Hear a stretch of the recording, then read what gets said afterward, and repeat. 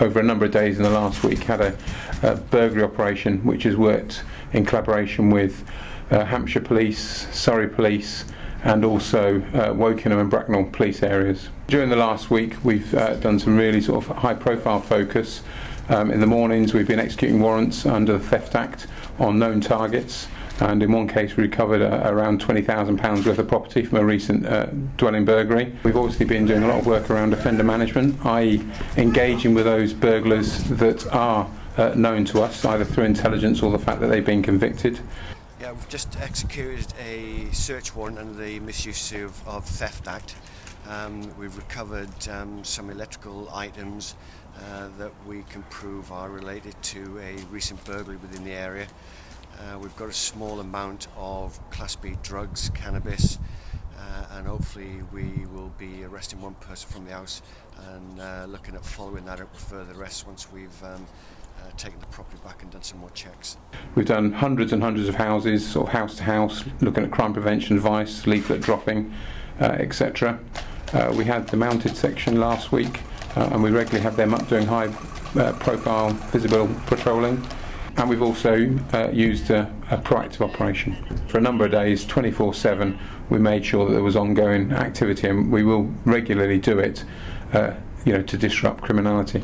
We use a number of specialist departments. Like I say, we've got the mounted section doing visibility patrols. We have our roads policing department supporting a number of operations that we do around burglary. We also use both covert and overt methods of trying to tackle this crime, and that means deploying officers on the ground, either visibly or in plain clothes. And quite often, we've had some really good results. Certainly during the operation, we had a large number of arrests for a variety of different offences, including offences linked to burglary. We gained an awful lot of intelligence. We stop-checked numerous amount of burglars, known burglars to us, although they might not have got arrested. They were found in places that we know they're probably criminally active, and certainly we dealt with them thoroughly and robustly. People can take simple measures in order to make their house a little bit safer. I mean, recently where we had the letterbox breaks, that's quite simply about locking your front door.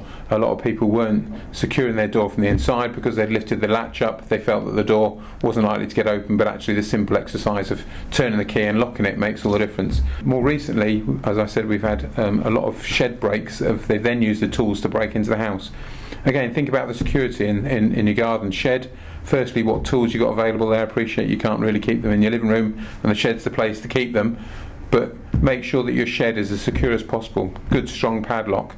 You can buy cheap alarms for the doors and things like that. So even consider a cheap sort of DIY alarm on your shed. There's just some really simple things that can help the public to help themselves. I'd rather that was done than us having to go and attend the house where someone's become the victim of crime and us having to give them the advice when it's all too late.